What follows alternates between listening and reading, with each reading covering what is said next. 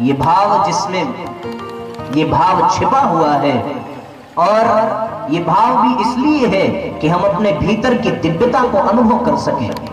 पर वास्तव में हम क्या ऐसा कर पा रहे हैं? प्रश्न ये उठता है साथियों। इस देश की विशेषता का मूल जब तक हम समझ न सकेंगे तब तक हम इसी तरीके से अपनी गरिमा को भूले रहेंगे। भारत की विशेषता है यहाँ की ऋषि परंपरा। यदि यहाँ ऋषि न होते तो भारत में कुछ भी पूजनीय न होता। यदि यहाँ ऋषियों का विचार न होता, ऋषियों की परंपरा न होती, तो शायद आज हम और आप भी यहाँ एकत्रित न होते। जिस कथा को हम लोग यहाँ सुनने के लिए बैठे हैं, ये कथा भी ऋषि परंपरा से ही निकल करके आती है। यदि ऋषियों का आवागमन न होता भारत में तो न कहीं सत्संग होता, न कहीं स्वाध्याय होता, और यदि सत्संग न होता तो नर नारायण तो कभी बन नहीं पाता। वो नर से नरपशु नर पिशाच अवश्य बन जाता। हम सब को उन ऋषियों का कृतज्ञ होना चाहिए जिसके कारण हमारे समाज में ये दैवीय विचार विद्यमान है। ऋषि कहते किसको हैं? प्रश्न ये है कि क्या किसी व्यक्ति ने अपनी दाढ़ी बढ़ा ली, उसके बाल सफेद हो गए, गले में रुद्राक्ष की माला ली, हाथ में चंदन की माला ली और एक लकुटी पहन करके एक कमंडल लेकर के जो चल पड़े, क्या वो ऋषि है? ऋषि आकृति से नहीं जाना जाता, ऋषि की प्रकृति ही सबसे अलग होती है। जो रिसर्च करता है उसको ऋषि कहते हैं, जो खोज करता है, जो तलाश करता है उसको ऋषि कहते हैं। और वास्तव में साथियों, ऋषि के जीवन का एक ही उद्देश्य होता है कि वो अपने जीवन को अधिक से अधिक समाज के लिए कुछ कर सके, अपने जीवन से इस समाज को कुछ विशेष लाभ प्रदान कर सके। यदि हम समानता की दृष्टि से देखें तो ऋषि और वैज्ञानिक में बड़ी समानता है। आज का जो वैज्ञानिक है वो भी सत्य की खोज में है, और जो हमारे ऋषि थे वे भी सत्य की खोज में रहते थे। ये समानता है। और साथियों, वैज्ञानिकों का भी प्रयास ये होता है कि जनसाधारण को लाभ पहुंचे। पहले गांव में माताएं, कुछ लोगों के यहाँ अभी भी होगा, मसाला पीसने के लिए सीलबट्टा का इस्तेमाल करती थी, पर वैज्ञानिकों ने कृपा की कि मिक्सर ग्राइंडर आ गया, जिसकी वजह से लाभ तो मिला। उसी तरीके से ऋषियों की भी ये व्यवस्था रही है कि ऋषि भी वो शोध करे जिससे जनसाधारण को लाभ मिल सके। ऋषियों की शोध में हमेशा उन अंतिम व्यक्तियों की चिंता रहती थी, उन अंतिम व्यक्तियों के लिए व्याकुलता रहती थी जो बिल्कुल साधारण हो, जो बिल्कुल काला अक्षर भैंस बराबर हो, जिसके जीवन में कोई ज्ञान ना हो। उस अंतिम व्यक्ति के प्रति भी संवेदना, उस अंतिम व्यक्ति के प्रति भी व्याकुलता ऋषियों के मन में सदैव रहती थी। ये तो समानता है। पर साथियों, ऋषियों और वैज्ञानिकों में बहुत सारे अंतर भी हैं। उन अंतर को भी हमें समझना चाहिए, और जिसने इस अंतर को जान लिया वो वास्तव में ऋषियों को पहचान सकता है। ये ऋषि परंपरा की बात हम कर इसलिए रहे हैं क्योंकि जिस कथा को हम सुनने आए हैं वो ऋषियों की देन है। और दुनिया की कोई भी कथा, कोई भी सत्संग का विषय आप उठा करके देखें, यदि ऋषि परंपरा न होती तो इस धरती पर न भागवत होता, न राम कथा होती, न पावन प्रज्ञा पुराण होता, न ही श्रीमद् भागवत गीता होता। कौन रहता उस द्वापर युग में जो कृष्ण और अर्जुन की बात को सुन सकता था? उस कुरुक्षेत्र के मैदान में 18 अक्षौहिणी सेना भी कृष्ण और अर्जुन के बात को सुन नहीं पाई थी। और फिर आज हम और आप गीता का पाठ पढ़ते हैं, गीता के उन सूत्रों को जीवन में उतार कर अपने जीवन को धन्य बनाते हैं। उसके पीछे का साथियों कारण यही है कि ऋषियों की कृपा भारत देश पर बरसी है। यदि वो ऋषि न होते तो शायद कोई गीता को लिपिबद्ध न करता, और आज हमारे समाज में गीता का वो पवित्र ज्ञान न होता, और उस ज्ञान के अभाव में हम सभी पशुओं के समान बन करके रह जाते हैं। इसलिए साथियों, ऋषियों की पहचान को हमें अवश्य समझने की आवश्यकता है। वैज्ञानिक और ऋषियों में जमीन आसमान का अंतर है। वैज्ञानिक जो है वो पदार्थों में खोज करता है, लेकिन जो ऋषि होता है साथियों, वो पदार्थों में नहीं, वो परमात्मा में खोज करता है। वैज्ञानिकों की विशेषता है कि वैज्ञानिक यदि कोई लाभ प्रदान करें तो वो लाभ भौतिक हो सकता है, उससे आप भौतिक विकास कर सकते हैं। लेकिन जब ऋषि कोई शोध करता है तो उससे आत्मिक विकास होता है। और साथियों, भौतिक विकास से इस दुनिया में यदि कुछ अच्छा हुआ है तो उससे कहीं ज्यादा बुरा भी हुआ है। जब इस दुनिया में भौतिक विकास नहीं हुआ था, भौतिकता का बोलबाला नहीं था, तो लोग स्वस्थ भी हुआ करते थे, प्रसन्न भी हुआ करते थे। पर आज भौतिकता बढ़ी है, आत्मिक प्रगति रुकी है, तो लोगों के जीवन के सुख, चैन और संतोष समाप्त हो रहे हैं। परिवार बिखरने लगे हैं, लोगों में मनमुटाव बढ़ने लगा है। शरीर अवश्य पास है, पर दिल की दूरियां बढ़ गई हैं। वैज्ञानिक उपकरण के माध्यम से, मोबाइल के माध्यम से हम एक दूसरे के करीब तो आए हैं, लेकिन हमारे जीवन का धैर्य समाप्त हो गया है। हमारे जीवन में उद्विग्नता प्रकट हो गई है। ये हमें गहराई से चिंतन करना चाहिए। एक जमाना हुआ करता था जब परदेश से कोई चिट्ठी आती थी और लोग धैर्य पूर्वक एक एक महीने इंतजार करते थे। लेकिन साथियों, आज जमाना यह है कि यदि व्हाट्सएप पर कोई मैसेज कर दे, डबल टिक हो जाए और उसके बाद भी रिप्लाई ना आए, तो व्यक्ति के पास इतना धैर्य नहीं रहता कि वो इंतजार कर सके। उसका बस चले तो वो व्हाट्सएप में घुस के गला घोंट दे। धैर्य खत्म हो गया। उसका कारण है ये भौतिकता। पर ऋषियों के जो शोध हैं साथियों, ये शोध आत्मिक उत्थान के लिए होते हैं।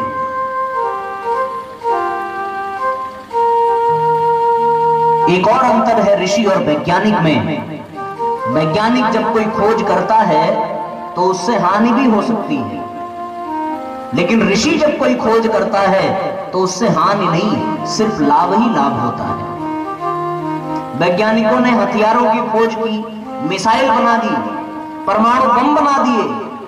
अब कल्पना करके देखो, ऐसे ऐसे हथियार इस दुनिया में बना दिया वैज्ञानिकों ने कि जहां पर वो हथियार रखा है, वहां अगर गलती से कोई पागल घुस जाए और मात्र एक बटन दबा दे तो दुनिया साफ हो जाएगी।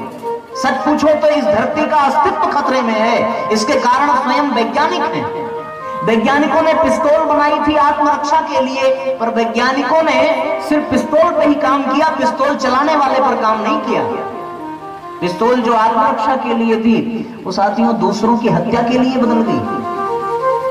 पर ऋषियों की विशेषता यह है कि ऋषि पदार्थ पर नहीं, व्यक्ति पर काम करते हैं, व्यक्ति के जीवन पर काम करते हैं। हमको भी देखने से वैज्ञानिकों की शोध अधूरी हो जाती है, क्योंकि पदार्थ तो परिवर्तनशील है ना, लेकिन ऋषियों की शोध अधूरी नहीं होती, क्योंकि वो परमात्मा में शोध करता है। और परमात्मा चैतन्य है, स्थिर है, सनातन है, न नूतन है न पुरातन है, ना ही कोई परिवर्तन होता है उसमें। वो सदैव एक ही अवस्था में है, इसलिए ऋषियों की शोध कभी अधूरी नहीं होती।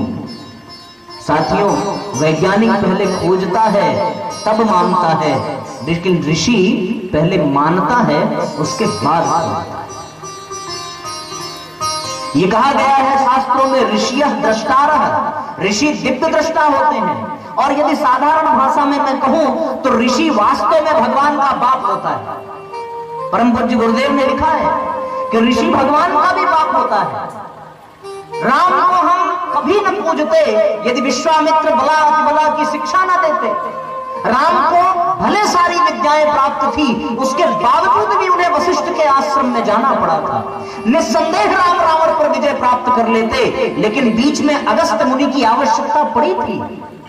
कृष्ण 16 कलाओं से परिपूर्ण थे, पर जब तक सांदीपनी के आश्रम में नहीं गए तब तक गुरु शिष्य की परंपरा अधूरी थी। परम पूज्य गुरुदेव स्वयं अवतारी चेतना थे, लेकिन हिमालय की ऋषि सत्ताएं उनके पास आई, उन्हें अपनी जिम्मेदारियां सौंपी, तब जाकर के वो रिश्ता परिपूर्ण हुआ।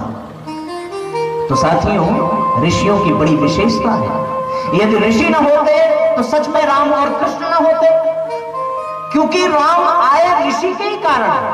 आपने वो कथा सुनी होगी कि दशरथ के पास तो सब कुछ है, सारी चीजें हैं, लेकिन फिर भी आंगन में बैठी कौशल्या दुखी है। कौशल्या कहती है कि सब कुछ है इस राजमहल में, और दशरथ ने खुद स्वीकार किया कि जिस राजा के राजमहल में चंदन के किवाड़ हो, सोने चांदी की थाली हो, जिसमें वो भोजन करता हो, चतुरंगड़ी सेना हो, व्यक्ति की दृष्टि जहां तक जा सकती है वहां तक उसका साम्राज्य हो, इंद्र देवताओं का राजा जिसका मित्र हो, धन का देवता कुबेर जिसका साथी हो, उसको किस चीज की कमी है? लेकिन इतना संपन्न व्यक्ति भी दुखी है, किस लिए? सिर्फ एक ऋषि की कृपा के अभाव में। और जब वो जाकर के निवेदन कर दिया कि भगवान सब कुछ तो है पर पुत्र नहीं है, वो पुत्र भी आए ऋषियों की कृपा से। रामकृष्ण आए कब? जब श्रृंगी ऋषि ने चरु का प्रसाद दिलाया, जब पुत्रेष्टि यज्ञ कराया। और ये यज्ञ परंपरा भी ऋषियों की देन है, ये गायत्री ऋषियों की देन है, ये पावन प्रज्ञा पुराण कथा ऋषियों की देन है। साथियों, ये सत्संग, ये उपवास, उपनिषद, उपासना, सबके सब के मूल में सिर्फ यही है। यदि ऋषि चेतना काम न करती तो वास्तव में ये धरती अधूरी रह जाती। फिर कोई भी मनुष्य परमात्मा तक पहुंच नहीं पाता। ऋषियों की बड़ी कृपा है। तो भगवान का बाप कहा जाता है ऋषि। और साधारण जीव और भगवान के बीच में जो कड़ी है वो साथियों ऋषियों की ही है। हमारे और गायत्री माता के बीच में कौन है? युग ऋषि हैं, परम पूज्य गुरुदेव हैं। यदि वो न होते तो आज हमारे जीवन में न यज्ञ होता, न गायत्री होती, कोई न होता। और सच पूछो, हम यहां बैठे भी ना होते, ना आप हमें जानते, ना हम आपको जानते। ये ऋषि परंपरा की देन है। इस परंपरा की शुरुआत और यहीं से पावन प्रज्ञा पुराण कथा का उद्भव हुआ है। घटना 1926 की है। चलो आज से 90-95 साल पीछे आपने सुना तो होगा, पर जरा स्मरण करो 1926 की वो घटना। एक छोटा सा 15 वर्ष का बालक अपनी कोठरी में घी का दीपक जला करके तुलसी की माला से गायत्री मंत्र का जप कर रहा है। और अचानक कोठरी में एक प्रकाश प्रकट हुआ, एक प्रकाश का प्राकट्य हुआ। वो 15 वर्ष का बालक थोड़ा भयभीत हुआ कि अचानक इस कोठरी में ये अचानक प्रकाश कहां से आया? कहीं ये वो आत्माएं तो नहीं है जिन्हें लोग भूत प्रेत कहते हैं? चिंतित हुआ, मन में चिंता की रेखा दौड़ पड़ी। लेकिन उस प्रकाश से, दिव्य पुंज से एक ऋषि प्रकट हुआ जो सूक्ष्म शरीरधारी था, जिसे हम सभी दादा गुरुदेव कहकर के पुकारते हैं, जिनका परिचय स्वयं परम पूज्य गुरुदेव ने हमें कराया, जो हिमालयवासी थे और वो स्वयं चल करके परम पूज्य गुरुदेव के पास आए। और साथियों, गुरुदेव को उनके पूर्व जन्मों का एहसास कराया और गुरुदेव को उनकी उपासना, उनकी साधना और उनकी आराधना का ज्ञान दिया, निर्देश दिया कि किस तरीके से गायत्री महापुरस्चरण संपन्न करना है। मित्रों, ऋषि परंपरा की शुरुआत परम पूज्य गुरुदेव के जीवन में यहां से हुई। वो नन्हा बालक कोई और नहीं था, हम सबके श्री राम थे, हम सबके परम पूज्य गुरुदेव थे। और गुरुदेव ने जब मार्गदर्शन प्राप्त किया दादा गुरुदेव का, और जब दादा गुरुदेव की कृपा से उनको अपने पूर्व जन्मों की स्मृति हुई कि वो पिछले कई जन्मों से दादा गुरुदेव के मार्गदर्शन में जीते चले आ रहे हैं और भगवान का काम करते चले आ रहे हैं, तब जाकर के साथियों उन्हें यह एहसास हुआ कि जिसे वो अपना परिवार मानते थे वो तो सिर्फ एक जन्म का साथी है, पर जो आज हमारे सामने प्रकाश पुंज के रूप में खड़ा हुआ है वो कई जन्मों का साथी है। जिस प्रकार से कोई बछड़ा काफी दिनों तक खूंटे से बंधा हो और गाय की, अपने मां की दूध के लिए तरस रहा हो, और जिस प्रकार से वो गाय माता भी बेचैन हो अपने बच्चे को दूध पिलाने के लिए, कुछ वैसी ही बेचैनी थी जब गुरु और शिष्य का मिलन हुआ। दोनों भाव विवल हो गए, दोनों के नेत्रों में आंसुओं की धार थी। गुरु शिष्य पाकर के धन्य हो गया, शिष्य गुरु पाकर के धन्य हो गया, और मन से एक ही भाव प्रस्फुटित हुआ साथियों, गुरुदेव तुम्हारे आने से मन थिरक थिरक मुस्काया है। आइए गुनगुनाते हैं, एक साथ तालियां बजाइएगा। गुरुदेव तुम्हारे आने से मन थिरक थिरक मुस्काया है। गुरुदेव तुम्हारे आने से मन थिरक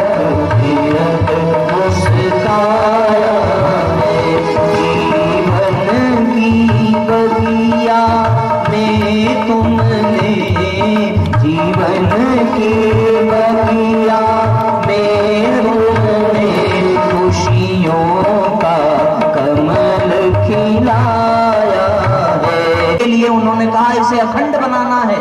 और 1926 से वो अखंड दीपक अब तक निरंतर जलता चला आ रहा है। 2026 में हम लोग उसकी शताब्दी वर्ष मनाने जा रहे हैं। साथियों, यहां पर ये ऋषि परंपरा का ही प्रतीक है जो दादा गुरुदेव स्वयं हिमालय से सूक्ष्म शरीर धारण कर परम पूज्य गुरुदेव की उपासना की कोठरी में पहुंचे। अद्भुत संयोग था। परम पूज्य गुरुदेव को अपने पिछले जन्मों का एहसास कराया और इस जन्म में करना क्या है ये गुरुदेव को निर्देश दिया और वो सूत्र बताए जिसके माध्यम से आज परम पूज्य गुरुदेव हम सबके आदर्श बन गए, हम सबके भगवान बन गए। लेकिन ये समर्पण सिर्फ एक ही तरफ से नहीं था, ये समर्पण परम पूज्य गुरुदेव का भी था अपने दादा गुरुदेव के प्रति। इन पंक्तियों से अनुभव करें। बालक श्री राम कर रहे थे उपासना जब दादा गुरुदेव प्रकट भये उनके सामने। बालक श्री राम कर रहे थे उपासना जब दादा गुरुदेव प्रकट भये उनके सामने। परिचय कराया पूर्व जन्मों के संबंध स्वयं गुरुदेव लगे उन्हें पहचानने। पाकर अमूल्य निधि भाव विवल होने लगे गुरु शिष्य आज एक दूसरे के सामने। बनकर कठपुतली डोर सौंप दी तब जीवन के भगवान के इशारों पर भक्त लगा नाचने। भगवान के इशारों पर भक्त लगा नाचने। परम पूज्य गुरुदेव को जो निर्देश दिया वो गुरुजी ने सहर्ष पालन किया और साथ साथ ये भी निर्देश दिया कि बीच में परम पूज्य गुरुदेव को कई बार हिमालय एक एक वर्ष के लिए जाना पड़ेगा। और साथियों, आपने जिन ऋषियों का नाम सुना होगा, आज मैं उनकी कहानी आपको बताऊं कि आज उन ऋषियों की दशा क्या है। चूंकि हम लोग ऋषि परंपरा पर बात कर रहे हैं तो हमें यह जानना चाहिए कि ऋषियों की आज की क्या दशा है।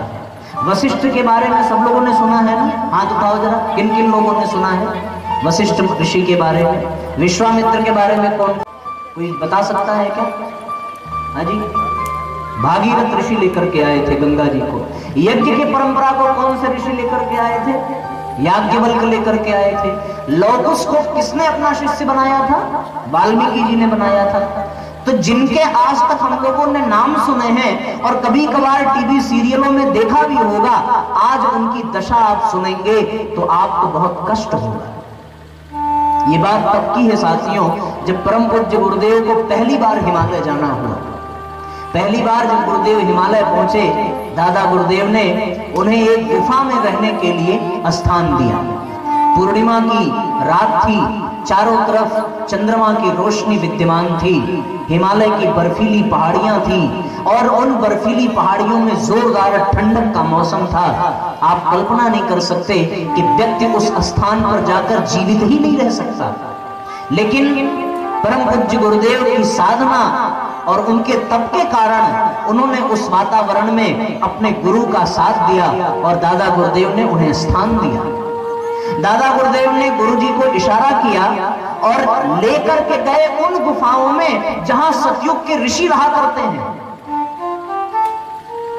जिनकी अभी हम लोगों ने बात की, जिनका नाम हम लोगों ने सुना, वो आज भी जीवित हैं। इस बात पर यकीन नहीं होता और परम पूज्य गुरुदेव को भी इस बात पर यकीन नहीं हो रहा था। लेकिन अपने गुरु के पीछे पीछे वो चल पड़े और पहुंचे उन गुफाओं के पास, उन कंदराओं के पास जहां वो सभी ऋषि सूक्ष्म रूप में विद्यमान थे। सूक्ष्म रूप का अर्थ है जैसे छाया पुरुष होता है, जिसे साधारण आंखों से देखा नहीं जा सकता। लेकिन साथियों, परम पूज्य गुरुदेव जब वहां पहुंचे तो लगभग 20 से 25 सूक्ष्म शरीरधारी ऋषि जो कभी सतयुग में जीवंत रह करके इस धरती पर ज्ञान की धारा बहाया करते थे, यज्ञ की श्रृंखला चलाया करते थे, गुरु शिष्य परंपरा को आगे बढ़ाया करते थे, अध्यात्म के वैज्ञानिक विश्लेषण किया करते थे, जिन्होंने आयुर्वेद को जन्म दिया, जिन्होंने संगीत को जन्म दिया, वो सभी ऋषि सूक्ष्म शरीरधारी जो सतयुग में कभी हुआ करते थे, आज वर्तमान में इस समय में वो उन कंदराओं में सूक्ष्म रूप धारण करके विद्यमान थे। और जब परम पूज्य गुरुदेव वहां पर पहुंचे, इसके पूर्व ही उन्हें सूचना थी कि कोई बालक श्री राम आ रहा है अपने गुरु के साथ, इसलिए सभी ऋषि सूक्ष्म शरीर धारण करके एक ही गुफा में एकत्र हो गए। और जब परम पूज्य गुरुदेव पहुंचे तो दादा गुरुदेव की कृपा के कारण उन्होंने सूक्ष्म शरीर में उनका दर्शन किया। दर्शन करते ही उनके दोनों हाथ ऊपर उठे और हाथ जोड़ करके उन्होंने प्रणाम किया। ये भाव भरा मिलन था उन सूक्ष्म शरीरधारियों का। परम पूज्य गुरुदेव के साथ ये पहली मुलाकात थी इस जन्म में। उन ऋषियों में जिन्हें मैंने कहा कि अभी 20-25 ऋषि थे, उनमें कौन कौन से थे?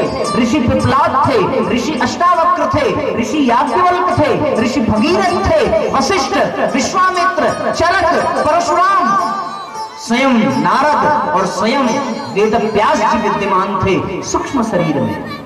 आपको शायद ये यकीन न हो, लेकिन ये सत्य है और व्यासपीठ पर कोई भी असत्य बात कही नहीं जाती। साथियों, यदि विश्वास न हो तो यहाँ साहित्य स्टॉल जब लगे तो उसमें से पुस्तक आप लेकर के जाना। परम पूज्य गुरुदेव ने लिखा है हमारी वसीयत और विरासत, और जिन वरिष्ठ परिजनों ने इस पुस्तक को पढ़ा होगा उसमें गुरुदेव के उन सूक्ष्म शरीरधारी ऋषियों के प्रथम मिलन की भी कहानी उन्होंने सुनी हुई है।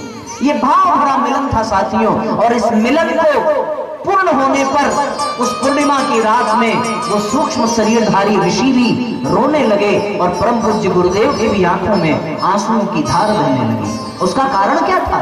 उसका कारण ये था साथियों कि जो ऋषि उस समय सतयुग में अपनी अपनी श्रृंखला चलाया करते थे, आज इस कलयुग में उनका कोई वंशज नहीं रह गया, उनका कोई उनकी परंपरा को चलाने वाला कोई नहीं रह गया। ये बड़ी चिंता की बात है। सब के सब परेशान थे।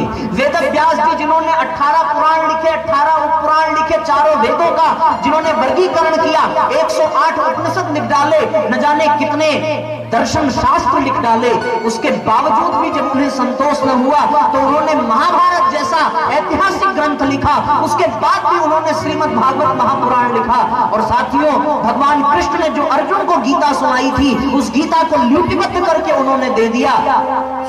लेकिन साथियों, जब ये सतयुग समाप्त हुआ और कलयुग का शुभारंभ हुआ तो उन आर्ष ग्रंथों को पढ़ना तो दूर, उसे किसी तक पहुंचाना भी वो परंपरा समाप्त हो गई। और आज शायद ही ऐसा कोई घर हो जिसमें वो आर्ष ग्रंथ मिल जाए। ये बड़ी चिंता की बात थी वेदव्यास के लिए। और महर्षि वेदव्यास सूक्ष्म शरीर में इस बात से बहुत दुखी थे कि उन्होंने इतने आर्ष ग्रंथ लिखे, लेकिन आज उन आर्ष ग्रंथों को, उन वेदों को कोई पहुंचाने वाला किसी के पास नहीं है। ये कितने बड़े आश्चर्य की बात है। चरक ऋषि भी उनमें थे, और चरक ऋषि वो थे साथियों जिनके बारे में ये कहा जाता है कि जो वनस्पतियों की पत्तियों से पूछ लिया करते थे कि हे पत्तियों, हे देवियों, तुम किस रोग में लाभकारी हो, और वो पत्तियां खुद बताती थी अपना गुण। वो औषधियां खुद चरक ऋषि को अपने गुण की बखान करती थी, और फिर चरक ऋषि उसी से वनौषधि बनाते थे और बड़े से बड़े रोगों का निवारण हो जाता था। आज व्यक्ति रोगों से पीड़ित है, पर चरक ऋषि की उस परंपरा से कोसों दूर हो गया है। ये कितनी चिंता की बात है। जिस पर्यावरण प्रदूषण के लिए आज पूरे विश्व में त्राही त्राही मची हुई है, हर व्यक्ति मृत्यु की कगार पर खड़ा है। आपको जानकर के आश्चर्य होगा, 2.5 लाख से अधिक ऐसे युवा हैं जो सांस के रोग से पीड़ित हैं हमारे भारत देश में, बल्कि इससे भी ज्यादा उनका आंकड़ा होगा। साथियों, ये पर्यावरण प्रदूषण है। और ये पर्यावरण प्रदूषण क्यों हुआ, ये प्रदूषित वातावरण क्यों हुआ? क्योंकि यज्ञ की परंपरा समाप्त हो गई थी। एक समय था कि कभी घर घर में यज्ञ हुआ करता था, लेकिन आज साथियों याज्ञवल्क्य की परंपरा समाप्त हो गई। यज्ञ से किस प्रकार मनोविकारों को हटाया जाता था, आज ये ज्ञान किसी के पास न रहा। इसलिए महर्षि याज्ञवल्क्य भी अत्यंत दुखी है। पिपलाद ऋषि के बारे में आपने सुना होगा, जिन्होंने पीपल के पत्ते खा करके अपने जीवन को बिताया और आहार कल्प का ज्ञान इस संसार को दिया था। जो अंकुरित अन्न हम खाते हैं उसकी परंपरा का शुरुआत, और जो हम लोग चंद्रायण व्रत करते हैं उसमें जो कल्प साधना, आहार कल्प जो करते हैं, ये महर्षि पिपलाद ने हम सबको प्रदान किया था। लेकिन साथियों, आज हम इस आहार कल्प से कोसों दूर हो गए। आज हमारा आहार ही बदल गया। आज हमारे आहार में ऐसे ऐसे साधन जुट पड़े कि जिसको हम क्या कहें। हमें ये लगता है कि साहब 2 मिनट में मैगी तैयार हो गई तो जान लो ये अमृत है, और 10 मिनट में यदि बड़ा पाव और बर्गर मिल जाए तो जीवन में लगता है कि ब्रह्म का आनंद मिल गया। ये व्यक्ति भूल जाता है कि जिस बड़ा पाव को हम खा रहे हैं वो एक दिन हमारे पेट को भी बड़ा पाव जैसा बना देगा, और फिर पीछे का तकिया निकल करके यूं आगे आ जाता है। आप किसी भी ऐसे महापुरुष को देखो तो प्रतीत होगा कि 6ठा महीना उन्हीं का चल रहा है। ये स्थिति हो जाती है। क्यों? क्योंकि वो आहार कल्प से कोसों दूर हो गए। उनको इस बात का ज्ञान न रहा कि क्या खाना चाहिए और क्या नहीं खाना चाहिए। कौन मूर्ख ऐसा होता जो पूरी जिंदगी अपनी छाछ और जौ की रोटी पर बिता देता, पर कुछ तो कारण रहा होगा, कुछ तो बात रही होगी, वरना कौन ऐसा होगा जो फिर समोसा और छोला भटूरा खाना मना कर दे। ऐसा कौन? कुछ तो विशेषता होगा। ये आहार कल्प महर्ष पिपलाद ने दिया। साथियों, जिस ज्ञान की, जिस गंगा का आज हम दर्शन करते हैं और जिसमें डुबकी लगा करके अपने आप को पवित्र महसूस करते हैं, उसको लाने वाले भगीरथ दुखी थे कि जिस गंगा को हमने हजारों वर्षों तक तप करके धरती पर ले आए, आज वो गंगा मैली हो गई। इस बात से उनको कष्ट है। अब वो गंगा गंगा नहीं रह गई। तो कल्पना करो कि कितना कष्ट होगा, कितना दुखी होगा उन ऋषियों का मन। जरा विचार करके देखो, ये ऋषि परंपरा समाप्त सी हो गई। सारे ऋषि विलाप कर रहे थे। आज आपको कोई वाल्मीकि नहीं दिखेगा जो अपने जीवन को बदल दे और लोकुस जैसे महापुरुषों को तैयार कर दे। आज ऐसा आरण्यक कहां रह गया? साथियों, अब नारद ऋषि की वो परंपरा समाप्त हो गई। एक जमाना हुआ करता था जब नारद ऋषि ने वीणा की कान पर संगीत की परंपरा शुरू की थी, और ऐसे संगीत जो व्यक्ति की भाव संवेदना को जागृत करके उनके भीतर के देवत्व को जागृत करते थे। पर साथियों, आज के गीत यदि आप सुने तो आज के गीत सुनने के बाद रोम रोम कष्ट से कराह उठता है। यदि वास्तव में विचार किया जाए तो आज शायद ही ऐसे संगीत निकल करके आते हों जिन्हें परिवार के सभी सदस्य एक साथ बैठ करके सुन सके। मैं यदि बात बॉलीवुड की ही करूं तो उसमें भी ऐसे ऐसे गाने आए थे जिनमें गीता के सूत्र पिरोए गए थे। आपको याद होगा वो गाना, तोरा मन दर्पण कहलाए, भले बुरे सारे कर्मों को वो ही देखे और दिखाए। ये क्या है? इसमें गीता के सूत्र ही तो हैं। पर आज साथियों वो जमाना चला गया और संगीत की वो परंपरा भी नष्ट हो गई। एक जमाना था जब ये गीत निकला करते थे, ज्योति से ज्योति जलाते चलो, ज्ञान की गंगा बहाते चलो। मित्रों, ये गीत लोगों को नई दिशा देते थे, पर आज संगीत के नाम पर सिर्फ अश्लीलता परोसी जा रही है। तो साथियों, नारद जी को कष्ट नहीं होगा कि उनकी वीणा बज रही हो, सरस्वती की वो मधुर वीणा बजे, कृष्ण की वो बांसुरी बजे, शिव का वो डमरू बजे, पर उसमें भाव अश्लीलता का निकले तो उनकी आत्मा को कष्ट पहुंचता होगा।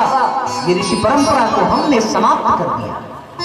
आप कल्पना करके देखिए, कभी ये जमाना हुआ करता था कि नैमिषारण्य की धरती पर सूत शौनक नाम के ऋषि सत्संग किया करते थे, और उन सत्संगों में जो भाव निकल करके आता था उसको कथाओं के माध्यम से गृहस्थ तक पहुंचाया जाता था। ये सारी परंपराएं समाप्त हो गई। और साथियों, सभी ऋषि दुखी थे। उनके कष्ट को देख करके परम पूज्य गुरुदेव के भी आंखों में आंसू आ गया। अद्भुत था वो मिलन, पर उस मिलन का कुछ निष्कर्ष निकला, उस मिलन का कुछ सार्थक अर्थ निकला। जिन कंदराओं में वो सूक्ष्म शरीरधारी ऋषि थे, और जब परम पूज्य गुरुदेव उसमें प्रवेश करते हैं तो उस दृश्य को अनुभव करिए। भाव भरी इस भेंट पर मन में हर्ष अपार,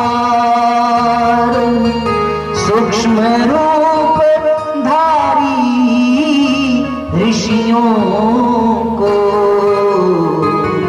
नमन है बारंबार। परम पूज्य गुरुदेव ने बार बार प्रणाम किया।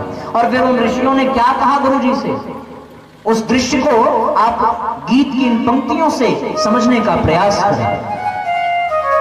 सूक्ष्म रूप धारी सभी ऋषियों के नयन आज, दादा गुरुदेव संग श्री राम को निहारती, दादा गुरुदेव संग श्री राम को निहारती। फिर से प्रारंभ हो धरा पे ऋषि परंपरा, बस यही है चाह उनकी आत्मा पुकारती, बस यही है चाह उनकी आत्मा पुकारती। आंख भर आई और हृदय हुआ व्याकुल है, मानवता आज चौर है कराहती, सारा कार्य सिद्ध करेंगे श्री राम दूत, केवल बन जा रे ऋषि परंपरा का सारथी, केवल बन जा रे ऋषि परंपरा का सारथी, केवल बन जा रे ऋषि परंपरा का सारथी। उन ऋषियों ने यही कहा कि श्री राम सारा काम हम करेंगे, बस तुम्हें सारथी बन जाना है। और साथियों, जब गुरुदेव को यह निर्देश मिला तो गुरुदेव ने कहा कि यदि इस कार्य के लिए हमें अपनी जान की भी बाजी लगानी पड़े तो भी हम अपने जान की बाजी लगा देंगे। और साथियों, परम पूज्य गुरुदेव ने शांति कुंज में आकर के ऋषियों की वो परंपरा जो समाप्त हो गई थी, उस परंपरा को परम पूज्य गुरुदेव ने प्रारंभ किया। वो सभी ऋषि अलग अलग काम अकेले किया करते थे, पर आश्चर्य कितना बड़ा कि परम पूज्य गुरुदेव ने अकेले सारे ऋषियों का काम करके दिखाया। आप शांति कुंज चले जाइए, किन किन लोगों ने शांति कुंज का दर्शन किया, जरा हाथ उठाइए। कौन कौन परिजन गए हैं? अरे राम रे, बड़े कम लोग गए हैं क्या? अच्छा, आप लोगों में से कोई नहीं गया? हे भगवान, राम राम, आप लोग धरती के स्वर्ग से वंचित हो गए। आज आप शांति कुंज में चले जाएं तो जिन जिन ऋषियों की हमने बात की है, आज शांति कुंज में वो परंपरा चल रही है।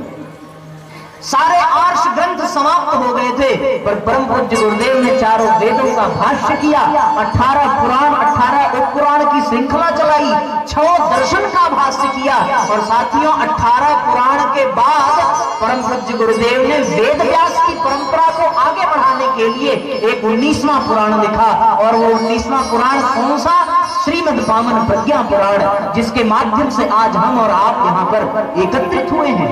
ये वेद व्यास की परंपरा परम पूज्य गुरुदेव ने प्रारंभ की, पर ये परंपरा आगे कैसे बढ़े, इस पुराण को सुने और सुनाए कैसे? तो साथियों, सूत और शौनक ऋषियों की परंपरा परम पूज्य गुरुदेव ने प्रारंभ की। और आज घर घर प्रज्ञा पुराण, शांति कुंज की टोलियां निकल करके जाती हैं और प्रज्ञा पुराण का संदेश लेकर के चली आती है। साथियों, इस प्रज्ञा पुराण को और भी आनंददायक बनाया जा सके, इसमें संवेदना हो, भाव हो और लोकरंजन के साथ साथ मनोरंजन भी हो, तो इसके लिए परम पूज्य गुरुदेव ने इसमें नारद की परंपरा प्रारंभ की और प्रज्ञा गीतों के माध्यम से संगीत की एक ऐसी तान छेड़ी जिससे जुड़ता हुआ हर व्यक्ति स्वयं को धन्य अनुभव करने लगा। और साथियों, हर व्यक्ति प्रज्ञा के गीत गुनगुनाने लगा।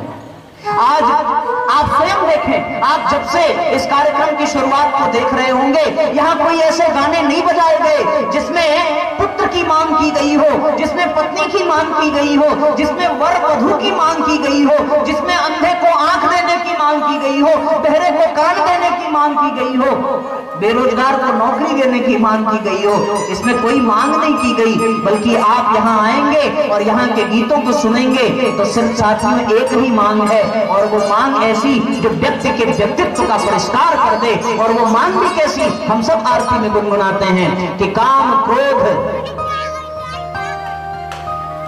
दुर्भाव द्वेष हरिये, शुद्ध बुद्ध निष्पाप हृदय करिए। इस तरह की मांग है प्रज्ञा गीतों में।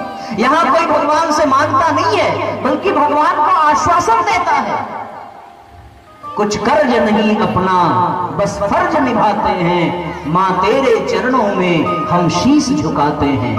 यहाँ पे तो फर्ज की बात है। और यहाँ पे ऐसे भी गाने हैं जिसमें भगवान को चैलेंज भी कर दिया गया, साफ साफ कह दिया गया कि या तो आंचल में बिठा लो या हृदय से लगा लो, मगर भक्ति मां तेरी करते रहेंगे। इस तरह के प्रज्ञा गीत हम लोग सुन रहे हैं। तो ये नारद परंपरा की शुरुआत परम पूज्य गुरुदेव की, और उसी वेद व्यास की परंपरा से फिर ये पावन प्रज्ञा पुराण कथा निकल करके,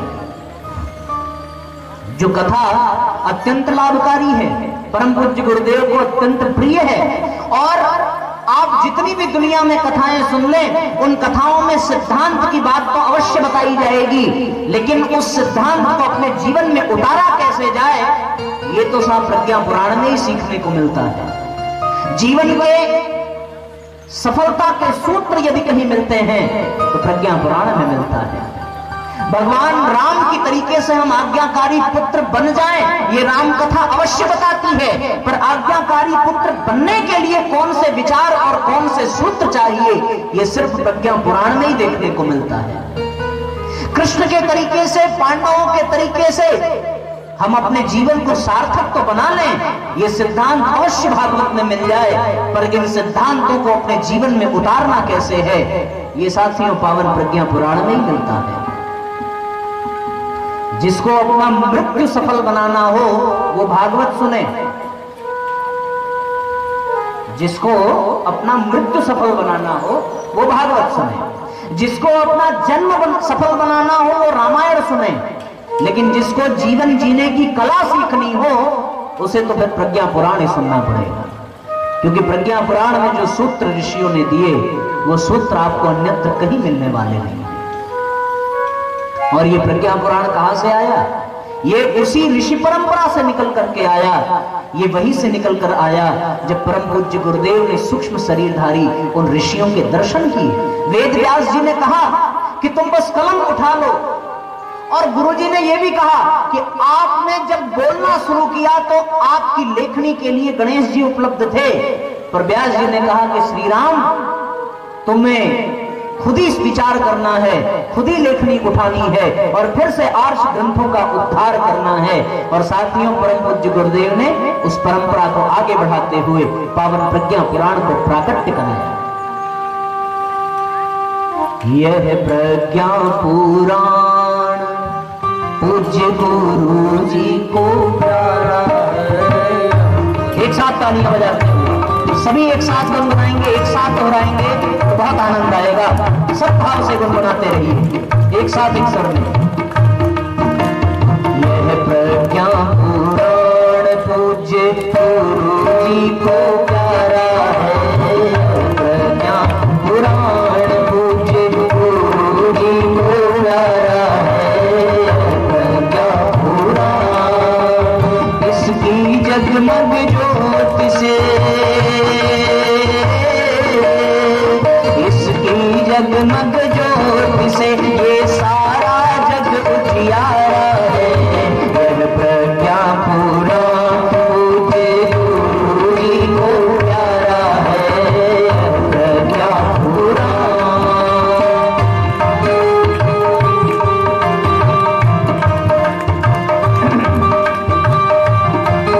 सब भाव से तालियां बजाते रहिए एक साथ एक स्वर में।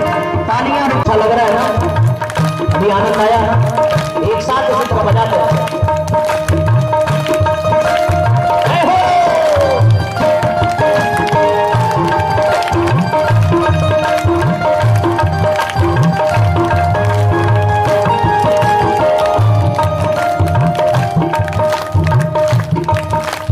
कौन बड़ा है कौन है छोटा, ऊंच नीच क्या होता है। कौन बड़ा है कौन है छोटा, ऊंच नीच क्या होता है। कौन बड़ा है कौन है छोटा, ऊंच नीच क्या होता है। कौन बड़ा है कौन है छोटा, ऊंच नीच क्या होता है। भूमि में ऐसा काफी जो कोई ऐसा बोलता है। भूमि में ऐसा काफी जो कोई ऐसा बोलता है। माँ की ममता एक समान, माँ की ममता एक समान, माँ का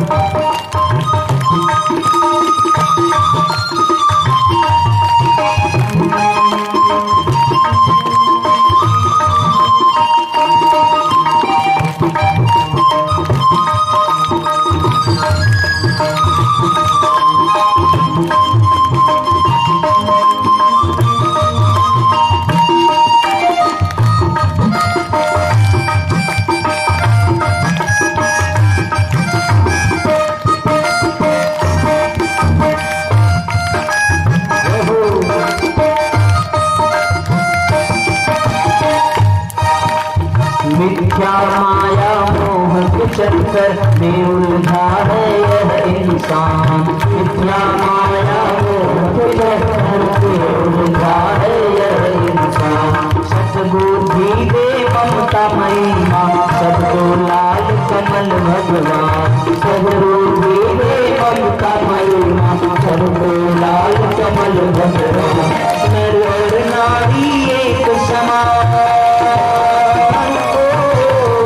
नर और नारी एक समान, यही हमारा धारा है। यह प्रज्ञा पूरा पूज्य गुरु जी को प्यारा है। प्रज्ञा पुराण, यह प्रज्ञा पुराण पूज्य गुरु जी को प्यारा है। गुरु जी को प्यारा है, मेरे जीने का सहारा है। यह प्रज्ञा पुराण पूज्य गुरु जी को प्यारा है। प्रज्ञा पुराण। आइए एक साथ तालियां बजाते हुए दोनों हाथ ऊपर उठा करके बोलिए पावन प्रज्ञा पुराण की।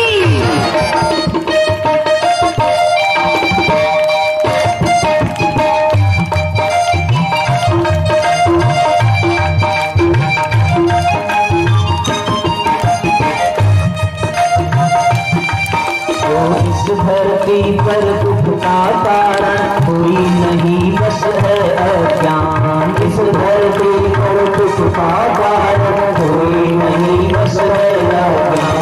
ज्ञान कर्म और भक्ति के संगम में नहलाए प्रज्ञा पुराण। ज्ञान कर्म और भक्ति में नहलाए प्रज्ञा पुराण। इसके श्रवण से जन जीवन की, इसके श्रवण से जन जीवन की बदली विचारधारा है। प्रज्ञा पुराण तुझे गुरु जी को प्यारा है। प्रज्ञा पुराण, यह प्रज्ञा पुराण तुझे गुरु जी को प्यारा है। यह प्रज्ञा पुराण तुझे गुरु जी को प्यारा है। मेरे जीने का सहारा है। उसकी जगमग ज्योत से सारा जग उजियारा है। यह प्रज्ञा पुराण तुझे गुरु जी को प्यारा है। प्रज्ञा पुराण तुझे गुरु जी को प्यारा है। यह प्रज्ञा पुराण, नर और नारी एक समान प्यारा है। प्रज्ञा पुराण तुझे गुरु जी को प्यारा है। प्रज्ञा पुराण तुझे गुरु जी को प्यारा है। प्रज्ञा पुराण। बोलिए पावन प्रज्ञा पुराण की जय हो। बोलिए परम पूज्य गुरुदेव की जय हो। तो साथियों, 19वें पुराण के रूप में परम पूज्य गुरुदेव ने पावन प्रज्ञा पुराण लिखा। प्रज्ञा पुराण लिखने की आवश्यकता क्या पड़ी? 18 पुराण क्या कम थे? परम पूज्य गुरुदेव ने बताया कि जब जिस समय जैसी परिस्थितियां होती हैं साथियों, वैसा उपाय बताना पड़ता है। डेंगू वाला बुखार हो जाए तो दवा दूसरी चलती है। टाइफाइड और मलेरिया वाला हो जाए तो दवा दूसरी चलती है। बुखार तो बुखार, पर दवा बदल जाती है। एक ही रोग के यदि 2 रोगी हैं तो भी कभी कभी दोनों को अलग अलग दवा दी जाती है। उसी तरीके से वर्तमान में कौन सी समस्या है और उस समस्या का कौन सा उपाय होना चाहिए, इस बात को ध्यान में रख करके परम पूज्य गुरुदेव ने पावन प्रज्ञा पुराण कथा का ये कार्यक्रम चलाया।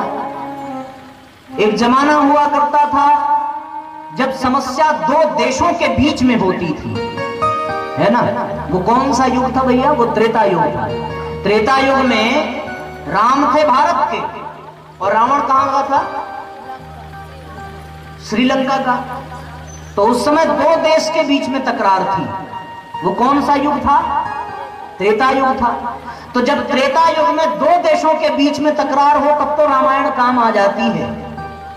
लेकिन समय बदला, त्रेता युग बीत गया, द्वापर युग आ गया, और द्वापर युग में दो देश के बीच में तकरार नहीं थी, द्वापर युग में दो परिवारों के बीच में तकरार थी। परिवार एक होता है ना, तो एक ही देश में थे पर परिवारों में तकरार हो गई। तो साथियों, जब परिवार की तकरार को सुलझाना हो तब तो महाभारत काम आ जाएगी। आज कलयुग में क्या है? आज तो कलयुग में देशों में भी दरार है, आज तो परिवारों में भी दरार है।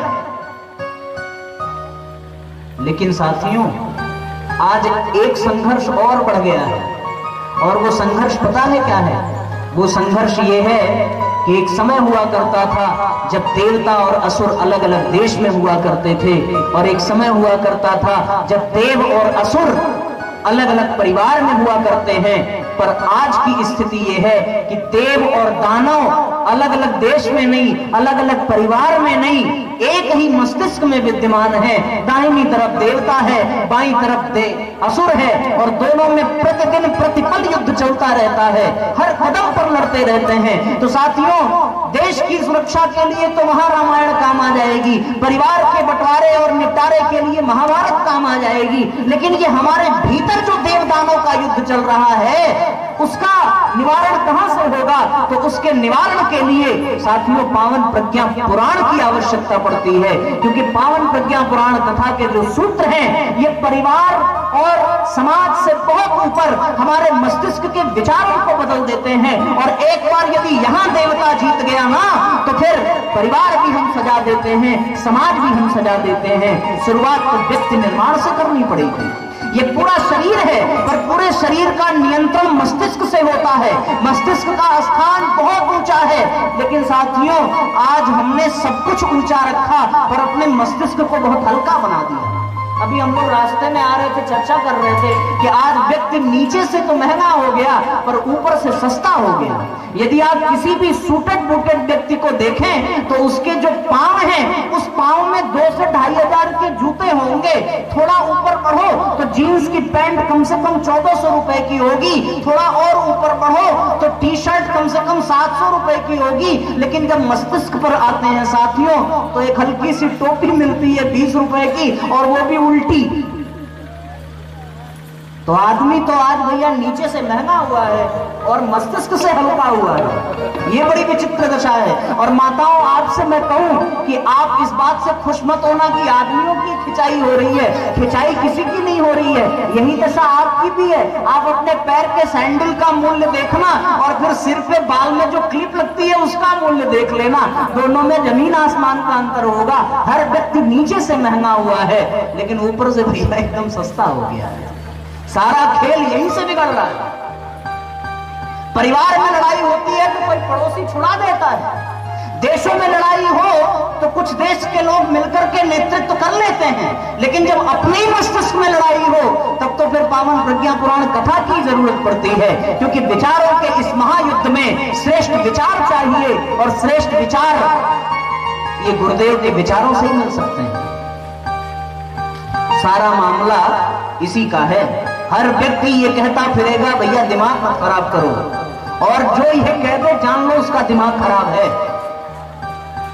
आदमी ऊपर से हल्का हो गया, नीचे से महंगा हो गया। आज देशों में लड़ाई नहीं है, आज परिवारों में लड़ाई नहीं है, आज विचारों की लड़ाई है। जो विचारों से टकराता है और जो विचार हावी पड़ते हैं व्यक्ति उसी ओर घूम जाता है। घर से जब हम चले तो बता तो दिया गया था भैया 3 बजे आना है। एक विचार तो ये कहता है कि चलो 3 बजे एकदम पहुंच जाएंगे, ये देवी विचार है। पर दूसरा विचार तुरंत हावी हो जाता है, कहने को 3 बजे है, अभी तो सब खा के गए ही हैं। कौन भाई का लाल है जो 3 बजे आ जाएगा? कोई 3:30 से पहले नहीं आएगा, तू देख लेना। ये भैया ये दानव वाला विचार हावी हो जाता है, और फिर हर आदमी 3:30 सोच के चलता है। आता है, मैं ये नहीं कह रहा हूं, सोच के चलता है, और उसके बाद जब आवाज सुनाई पड़ती है तब वो घर से निकलता है। तो ये विचारों का युद्ध है। ऐसी स्थिति, सारा खेल विचारों का है। पावन प्रज्ञा पुराण कथा विचारों के इस युद्ध में दैवीय विचारों को बल प्रदान करती है और आसुरी प्रवृत्ति को मिटाती है, घटाती है। ये विशेषता है इस कथा की। लेकिन एक बात यह भी है कि आपको यदि किसी की प्रॉपर्टी पानी हो ना, तो आपको उससे संबंध अच्छा बनाना पड़ता है। भले ही नियत खराब हो पर रिश्ता अच्छा होगा तो ही उसकी संपत्ति आपको मिलेगी। और ये पावन प्रज्ञा पुराण कथा के जो दैवी विचार हैं, ये परम पूज्य गुरुदेव की संपत्ति है और उसे पाने के लिए फिर गुरु जी से संबंध जोड़ना पड़ेगा। जब तक हम गुरु जी को नहीं जानेंगे तब तक उनके प्रज्ञा पुराण को कहां से जान पाएंगे। और फिर तो रामायण में एक सुंदर बात कह भी दी गई, सोई जानही जेहु तेई जनाई, जानत तुम ही गई जानी। जिसने गुरु जी को जान लिया तो प्रज्ञा पुराण तो फिर उसके चिंतन में बहने लगता है, उसकी प्रज्ञा स्वतः जागृत हो जाती है। आवश्यकता है गुरु जी से संबंध जोड़ने की, आवश्यकता है गुरु जी को अपना मानने की, आवश्यकता है गुरु जी को अपना पिता बना ले। ये मैं नहीं कहता कि आप उनको गुरु ही बनाइए, दीक्षा ही लीजिए, आप उनको अपना पिता मान लीजिए, अपना अभिभावक मान लीजिए, अपना मित्र मान लीजिए, पर कोई ना कोई रिश्ता जरूर होना चाहिए। ये साथियों होना चाहिए। मेरे गुरुवर से जिसका संबंध है, उसे हर घड़ी आनंद ही आनंद है। मेरे गुरुवर से जिसका संबंध है, मेरे गुरुवर से जिसका संबंध है, उसे हर घड़ी आनंद ही आनंद है। मेरे गुरुवर से जिसका संबंध है, मेरे गुरुवर से जिसका तालियां बजाते हो, उसे हर घड़ी आनंद ही आनंद है, उसे हर घड़ी आनंद ही आनंद है। एक साथ तालियां बजाइए।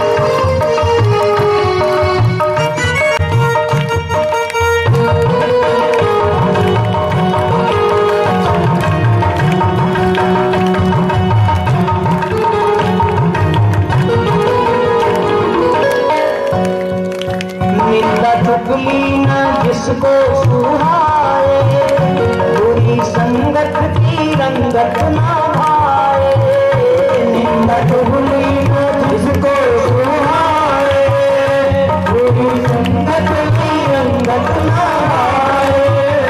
निंदा चुगली न जिसको सुहाए, बुरी संगत की रंगत ना भाए। बुरी संगत की रंगत ना भाए, बुरी संगत की रंगत ना भाए। इसके हृदय में लाल मुकुंद है, इसके हृदय में लाल मुकुंद है।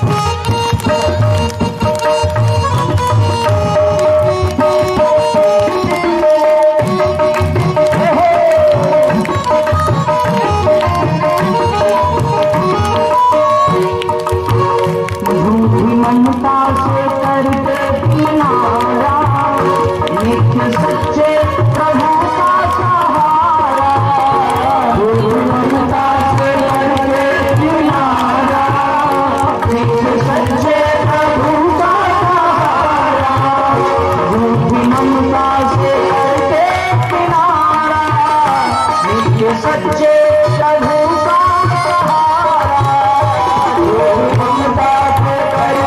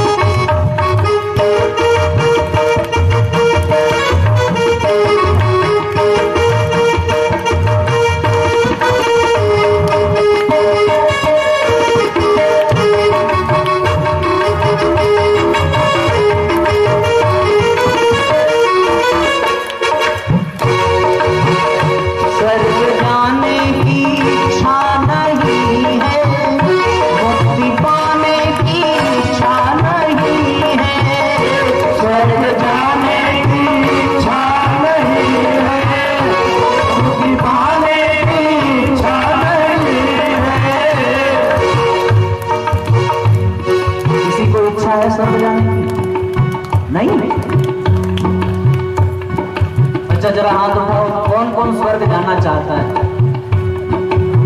ये देखो, ये दिया जाने वाली है। और कोई है जो स्वर्ग जाना चाहता हो? स्वर्ग जाने का मतलब मरना थोड़ी होता है। ये मत डरना कि मरना पड़ेगा। बहुत लोग जीते जी स्वर्ग चले गए हैं, जाना बेटा। अच्छा, मुक्ति किसको चाहिए? जरा हाथ उठाओ। मोक्ष किसको किसको चाहिए? और आज कहां से फंसा दिए, कभी तो सोचा ही नहीं। हम तो घर से यही सोच के चले थे कि कथा पंडाल में आएंगे तो घर वापस आएंगे। अगर ये पता चल गया कि हमने हाथ उठाया था पंडाल में कि हमें स्वर्ग और मोक्ष चाहिए, तो हमारे श्रीमान जी फिर कल से कथा में नहीं आने देंगे, है ना। वास्तव में स्वर्ग और मोक्ष का असली आनंद जो है उसे आप सत्संग में अनुभव कर सकते हैं, उसे आप कथा में अनुभव कर सकते हैं। आपसे कोई बात न करता हो, आपसे कोई बोलता ना हो, तो शायद ही आपके चेहरे पर मुस्कुराहट हो, लेकिन यहाँ कथा में आप किसी से बातचीत नहीं कर रहे हैं, सिर्फ गुरु जी के विचार और भजन सुन रहे हैं। एक भी चेहरा ऐसा नहीं है जो मुरझाया हुआ हो, हर चेहरे पर मुस्कान है, हर चेहरे पर हंसी है, हर चेहरे पर खुशी है। मित्रों, ये स्वर्ग नहीं है तो और क्या है? स्वर्ग जाने की इच्छा नहीं है, मुक्ति पाने की इच्छा नहीं है। स्वर्ग जाने की इच्छा नहीं है, मुक्ति पाने की इच्छा नहीं है। स्वर्ग जाने की इच्छा नहीं है, मुक्ति पाने की इच्छा नहीं है। स्वर्ग जाने की इच्छा नहीं है, पाने की इच्छा नहीं है, मुक्ति पाने की इच्छा नहीं है। मन के मंदिर में, मन के मंदिर में बैठे गोविंद हैं, मन के मंदिर में बैठे गोविंद हैं, उन्हें हर घड़ी आनंद ही आनंद है। मन के मंदिर में बैठे गोविंद हैं, मन के मंदिर में बैठे गोविंद हैं, उन्हें हर घड़ी आनंद ही आनंद है। मेरे राघव से, मेरे गुरुवर से उसका संबंध है, उन्हें हर घड़ी आनंद ही आनंद है, उन्हें हर घड़ी आनंद ही आनंद है, उन्हें हर घड़ी आनंद ही आनंद है, उन्हें हर घड़ी आनंद ही आनंद है।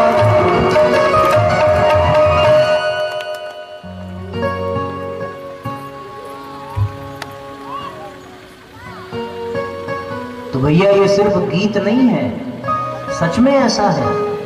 जितने भी पीले कपड़े वाले आपको देखने को मिल जाएं, आप उनसे पूछना जरूर कि आपके जीवन में आनंद है। देखने में भले लगता हो कि उनके जीवन में, परिवार में, समाज में कोई विशेष दिक्कतें होंगी, पर वास्तव में साथियों, जिसके जीवन में आनंद होता है वही दूसरों के काम आ सकता है। आप यहाँ इस कार्यक्रम में ऐसे अनेकों कार्यकर्ता देख सकते हैं जो दूर दराज अपना घर छोड़ करके 2-3 दिन पहले यहाँ आकर के समय दे रहे हैं, तैयारी करा रहे हैं। उसके पीछे ये सत्य है कि उन्हें कुछ मिलने वाला नहीं है, लेकिन साथियों ये आनंद है, तभी तो वो ये ऐसा कर रहे हैं। वरना कौन अपना घर बार छोड़ करके कहीं बेवजह जाएगा? तमाम दिक्कतों को सहते हुए भी वो लगे हैं सिर्फ इसलिए क्योंकि गुरुजी से जिसका संबंध हो जाए फिर उसे घर में आनंद नहीं आता, फिर वो समाज की सेवा में ही लगा रहता है। ये साथियों विशेषता है। पावन प्रज्ञा पुराण कथा की धारा आगे बहती है और उस धारा को समझने के लिए ये हमें समझना पड़ेगा। वास्तव में साथियों, एक बार नारद जी इस धरती पर आए घूमने, और इस भाव से आए कि जिस भारत देश की इतनी चर्चा होती है, जिस धरती को लोग पूजते हैं, जहां की रज को अपने मस्तक पर लगाते हैं, जहां पर कभी स्वयं ब्रह्म ने नंगे पांव लीलाएं रची थी, जहां पर कभी स्वयं ब्रह्म ने माखन चुराए थे, जहां पर कभी स्वयं राम ने वन वन जा जा करके ऋषियों के अभ्यर्थना की थी, जरा चल करके उस धरती का दर्शन किया जाए, चल करके तीर्थ की रज ली जाए, जहां की नदियों को माता कहते हैं, जहां वृक्षों को देवता कहते हैं। कैसी होगी वो धरती, कैसा होगा वो समाज, चल करके जरा दर्शन किया जाए। और साथियों, जब नारद जी इस धरती पर आए तो यहां आने के बाद तो पूरा दृश्य ही बदल गया। वो मान करके ये चले थे कि यहाँ 5 स्टार होटल होगा, पर आने पर निकली झोपड़ी, और वो भी ऐसी झोपड़ी जो थोड़ी सी बरसात हो जाए तो झोपड़ी बह जाए। नारद जी को बड़ा आश्चर्य हुआ कि भगवान हमने क्या सुन रखा था। रामायण में आपने भी सुना होगा ना कि अयोध्या में भगवान ने जन्म लिया और वन वन भटकते भटकते किस तरीके से शबरी जटायु आदि का उद्धार किया, आपने भी सुना होगा। तो जिस धरती पर स्वयं भगवान ही आ जाए और वो धरती साधारण रहे, ये तो मानने वाली बात नहीं हो सकती। जिस धरती पर स्वयं परम पूज्य गुरुदेव जैसी चेतना आ जाए और उस धरती पर समस्या शेष रह जाए, साथियों ये बात तो पचती नहीं। उन्होंने कहा चलेंगे तीर्थ दर्शन करने, और जब तीर्थ पहुंचे तो तीर्थों में अब व्यवहार नहीं व्यापार होने लगा। तीर्थ अब पिकनिक स्पॉट बन गए थे।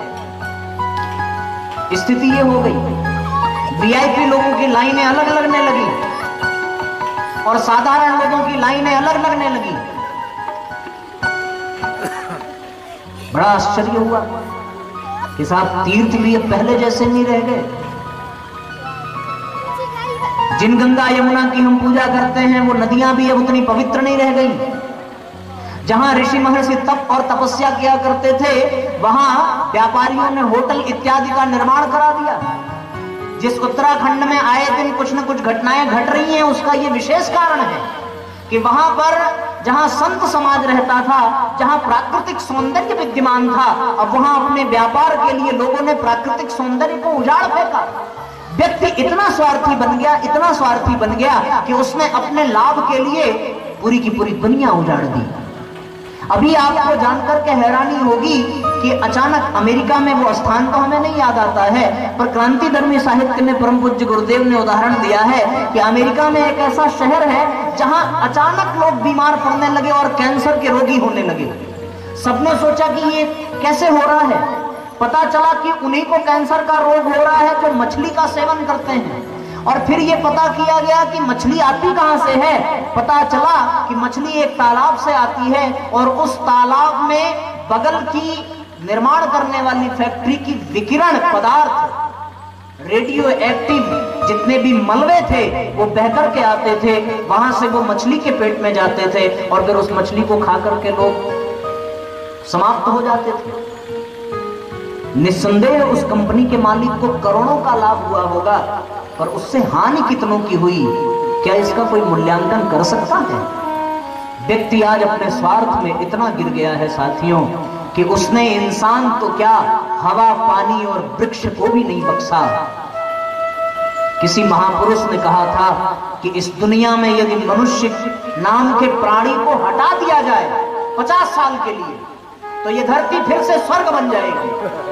और यदि यही मनुष्य इस दुनिया में 50 साल ऐसे और टिक गया तो धरती रसातल में चली जाएगी। ये तो साहब मनुष्यों की स्थिति है।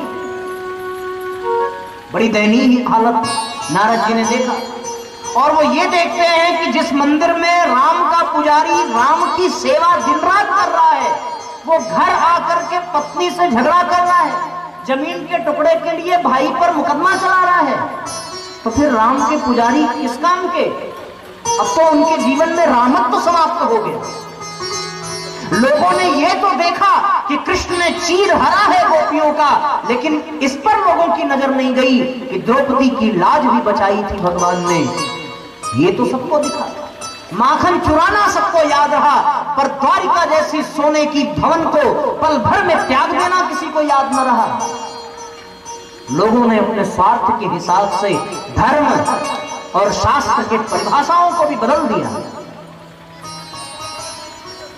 इस समाज में मनुष्य को भेजा गया था कि इस समाज को अत्यधिक सुंदर बना सके, पर आज का ये मनुष्य इस समाज को अत्यंत घृणित बना चुका है। बल्कि मनुष्य को रहना कैसे चाहिए ये बताने के लिए खुद भगवान को भी मनुष्य बनकर के आना पड़ता है, वरना क्या जरूरत है क्षीर सागर से यहां आने की। मस्त डबल बेड लगा होता है, शेष सैया पर लक्ष्मी जी चरण पादुका दबा रही हैं, और ऐसी स्थिति में कोई आराम तलब जिंदगी छोड़ करके आवे और वन वन भटके, क्या जरूरत है भैया। वो तो इसीलिए आता है कि मनुष्य को यह सिखा सके कि मनुष्य को रहना कैसे चाहिए। क्या जरूरत थी परम पूज्य गुरुदेव को यहां आने की और इतनी कठोर तपस्या करने की? कोई आवश्यकता नहीं थी। वो तो रामकृष्ण परमहंस के बाद ही मुक्त स्तर की चेतना थे, उन्हें दोबारा जन्म लेना कोई आवश्यक नहीं था, पर करुणा उनको खींच लाई और कराहती हुई ये मनुष्यता उनको खींच लाई कि जरा उन्हें संभाला जाए, संवारा जाए। बड़ी मेहनत से भगवान ने ये दुनिया बनाई है और ये दुनिया बिगड़ जाए ये भगवान को मंजूर नहीं है, और फिर इसलिए भगवान आता है। हम लोग अपनी बात बात में ये कह जाते हैं, अरे उस समय तो ठीक था, उस समय हम होते तो हम भी कर लेते। आज अगर आज की स्थिति में भगवान आ जाए तो भगवान भी शराब पीने लगेंगे। बोलने में लोग बोल जाते हैं कि चलो उस समय दूध दही था, माखन छाछ थी, पर वो भैया द्वापर युग तब कलयुग में आ जाए कन्हैया तो आजकल तो फिर वोट का ही चलेगा, भगवान भी आके बदल जाएंगे। लेकिन वास्तव में साथियों जो स्थिति भगवान की थी वो स्थिति आज के मनुष्यों की नहीं है। आज के मनुष्यों की स्थिति भगवान से बहुत अच्छी है। क्या आप में से कोई ऐसा है जिसका जन्म किसी जेल में हुआ हो? हाथ उठाओ जरा। हर व्यक्ति या तो अपने भवन में पैदा हुआ होगा या तो वो बहुत शानदार हॉस्पिटल में पैदा हुआ होगा, जेल में तो कोई पैदा नहीं हुआ होगा। है क्या कोई ऐसा? नहीं ना। अब सोचो जरा, जो जेल में पैदा हो उसके ऊपर क्या बीतेगी, कल्पना करके देखो। जो मात्र अभी 12-15 दिन का है और पूतना जैसी राक्षसी का सामना हो जाता है। हम लोग तो भैया सास बहू को नहीं संभाल पाते, पूतना को क्या संभालेंगे। सास का आक्रमण हमसे झेला नहीं जाता, देवरानी जेठानी का आक्रमण झेला नहीं जाता, फिर हम लोग अपनी तुलना भगवान से करते हैं जो पूतना के मार को भी झेल जाता है, विष को भी पी लेता है। भाव बस इतना है साथियों, ऐसे अनेकों बातें बताई जा सकती हैं, पर उसका सार संक्षेप यही है कि वास्तव में भगवान आता ही इसीलिए है। हमें विचार करना चाहिए। हर व्यक्ति कहता है जीवन में कष्ट है, कठिनाइयां हैं, पर मैं दावे के साथ कह सकता हूं कि जो कठिनाइयां उन लोगों ने झेली थी वो आज कोई झेल नहीं सकता। प्रहलाद को अग्नि में जलाया गया, खाई में फेंका गया, क्या क्या दुर्गत नहीं की गई। यदि वो उसमें से रत्ती भर भी हमें झेलना पड़े तो हम आत्मदाह कर लेंगे। कष्ट अभी हमने देखा कहां।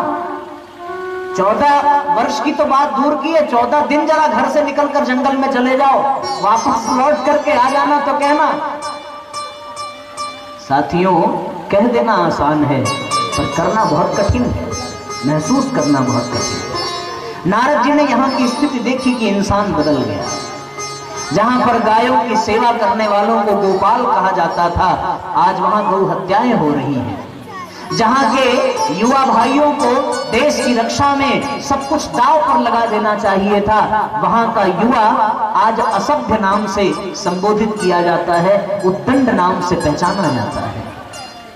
जहां कभी अपने भाई के साथ रहकर बहनें स्वयं को सुरक्षित महसूस करती थी, आज यदि चौराहे पर कोई बहन खड़ी हो जाए अपने भाई के साथ तो लोग निस्संदेह गलत दृष्टि से ही देखते हैं।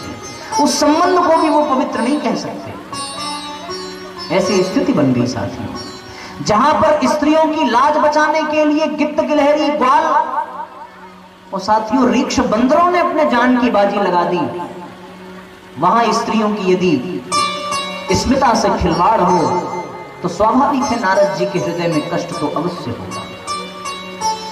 स्थिति बहुत बदल गई। जहां का युवक परिश्रम करके अपने परिवार को आगे बढ़ाता है, वहां का युवक साथियों यदि शराब और सिगरेट के नशे में अपनी जवानी बर्बाद कर दे तो निस्संदेह ये मानवता पर बहुत बड़ा कलंक लग जाता है।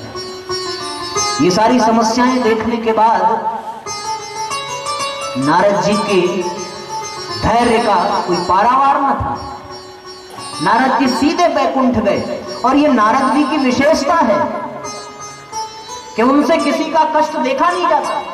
जब प्रहलाद दुखी था तो नारद जी ने रास्ता दिखाया, ध्रुव दुखी था तो भी नारद जी ने रास्ता दिखाया, पार्वती को जब अपना लक्ष्य नहीं मिला तो तब की विधि नारद ने बताई। श्रीमद् भागवत उठाकर पढ़े महापुराण को तो उसमें ज्ञान भक्ति वैराग्य का उद्धार यदि किसी ने किया वो नारद जी ने किया। संत है ना, संतों के हृदय में करुणा होती है, संत दूसरों का दुख देख नहीं सकता। नारद जी ने ये दुख देखा है और फिर वो सीधे भगवान के पास गए और भगवान के पास जाकर के उन्होंने सारी बातें बताई कि जिस दुनिया में आप रह करके आए वो दुनिया बदल गई। आपकी अर्धांगिनी ये धरती फिर से पीड़ित है, फिर से इस पर पाप बढ़ गया। भौतिकता का बोलबाला है, वैज्ञानिकता का बोलबाला है, आज अध्यात्म चला गया। धर्म से धारणाएं समाप्त हो गई, हृदय से आस्था समाप्त हो गई, आध्यात्म से संबंध लोगों का समाप्त हो गया, व्यक्ति का व्यक्ति पर विश्वास नहीं रहा। आज ये धरती बिल्कुल पाप के बोझ से लदी हुई है, हर तरफ आस्था संकट है, कहीं किसी के मन में किसी के प्रति विश्वास ही नहीं है। आज व्यक्ति व्यक्ति नहीं रह गया, जानवर बन गया। एक छोटी सी घटना आपको बताऊं, एक व्यक्ति बड़ा थका हारा, थक हार कर वो पहुंचा एक सेठ के यहां और सेठ से निवेदन किया कि सेठ जरा एक गिलास पानी पिला दोगे क्या। सेठ अपना काउंटर पर बढ़िया कुर्सी लगा करके बैठा था, उसने ऊपर से नीचे तक व्यक्ति को देखा। उन्होंने कहा कि हमारा यही काम है क्या कि तुम जैसों को हम पानी पिलाते फिरें। प्यास लगी है तो थोड़ी देर ठहरो, अभी हमारा आदमी आएगा तुम्हें पानी देगा। प्यास से पीड़ित वो व्यक्ति आधे घंटे तक इंतजार करता रहा और कहने लगा फिर से कि सेठ पानी पिला दो। सेठ ने फिर से उत्तर दिया अभी आदमी आएगा तो देगा। उस व्यक्ति ने कहा कि सेठ कुछ देर के लिए तुम ही आदमी बन जाओ, थोड़ी देर के लिए ही सही तुम ही आदमी बन जाओ और पानी पिला दो। आज व्यक्ति व्यक्ति नहीं रह गया, लोगों के भीतर की संवेदना सूख गई। ये सारी समस्या लेकर के भगवान के पास पहुंचे। भगवान ने सारी समस्या सुनी और फिर आगे की योजना बताई नारद जी की। और नारद जी की सारी बात सुनने के पश्चात भगवान ने कहा कि नारद अब वो समय फिर से आ गया है जब इस धरती पर पुनः अवतार लेना चाहिए।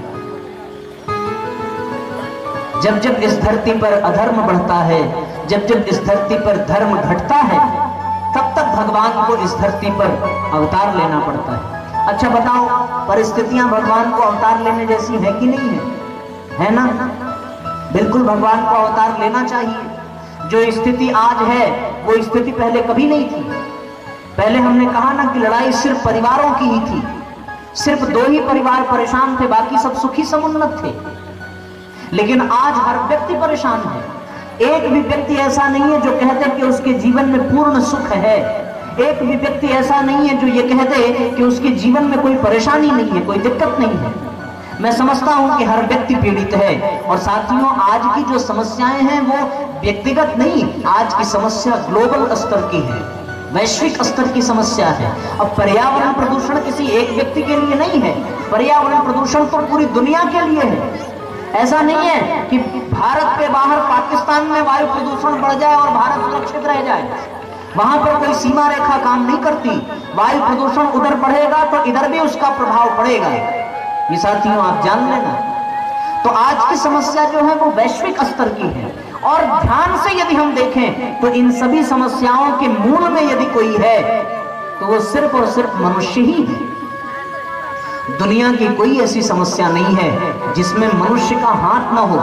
और साथियों, आश्चर्य इस बात का है कि वही लोग समस्या के कारण बन चुके हैं जिनसे समाधान की उम्मीद थी। आज समस्या यदि हम पूरे दुनिया को दो भाग में वितरित करें, एक समस्या वाले भाग को अलग करें और एक समाधान वाले लोगों को अलग करें, तो आपको यह देखने को मिलेगा कि अधिकतम लोग समस्या वाली कतार में हैं, समाधान के कतार में शायद ही कोई। और दिक्कत इस बात की है साथियों कि जो लोग समस्या वाली कतार में हैं उन्हीं को हम समाधान के व्यक्ति समझते हैं, और जो समाधान की कतार में है उनको हम समस्या वाला व्यक्ति समझते हैं।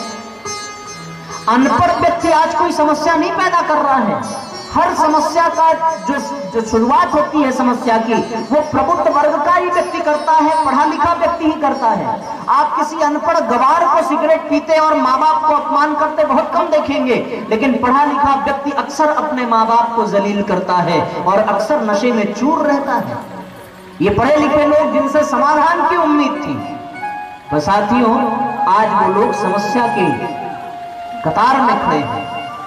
अच्छा, एक प्रश्न आपसे पूछो कि ये हम लोग जो कूड़ा फेंकते हैं, बहुत ध्यान से सुनिएगा, हम लोग जो कूड़ा फेंकते हैं तो एक तो हो गया कूड़ा फेंकने वाला और दूसरा हो गया कूड़ा उठाने वाला, ठीक है ना?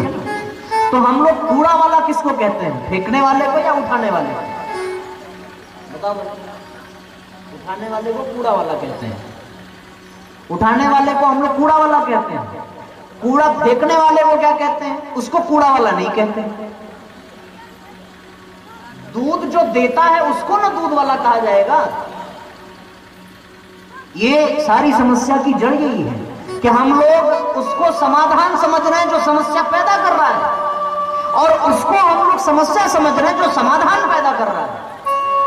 जो दूध देता है तो उसको दूध वाला, तो फिर कूड़ा जो देता है उसको कूड़ा वाला क्यों नहीं? कूड़ा वाला तो वही हुआ जो कूड़ा फेंक रहा है, जो उठा रहा है वो तो सफाई वाला हुआ ना। दिक्कत तो ये थी, और यहीं पर बात बिगड़ जाती है। फिर इसी को परम पूज्य गुरुदेव कहते हैं कि व्यक्ति का चिंतन बदल गया, जो उसका चिंतन सीधा था वो उलट करके उल्टा हो गया। अब उसी उल्टे हुए चिंतन को फिर से उलट करके सीधा करने की बारी है, और वो साथियों इस काम को करने के लिए भगवान को अवतार लेना पड़ेगा। आज ये स्थिति है साथियों कि जो समस्या पैदा करता है हम उसकी जय जयकार करते हैं, और जो समाधान पैदा करता है हम उसको नकारते रहते हैं, दुत्कारते रहते हैं। ये बड़ी विषम स्थिति है।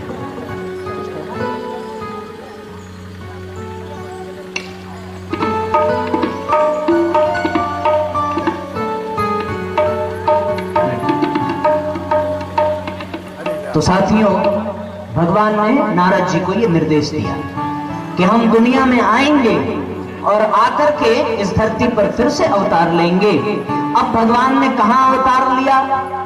24 अवतारों की कथा है। फिर प्रज्ञा पुराण में प्रज्ञावतार की बात है, तो प्रज्ञावतार के रूप में भगवान ने कहां अवतार लिया और अवतार लेकर के उन्होंने क्या किया दुनिया को बदलने के लिए, इन मुख्य विषयों पर हम लोग कल विस्तार से चर्चा करेंगे। कल आप ठीक 3 बजे कथा में उपस्थित हो जाएंगे। उसके पहले सुबह यज्ञ में भी उपस्थित रहेंगे। यज्ञ में जिनको संस्कार आदि कराने हो वो अपना पंजीयन करा लेंगे।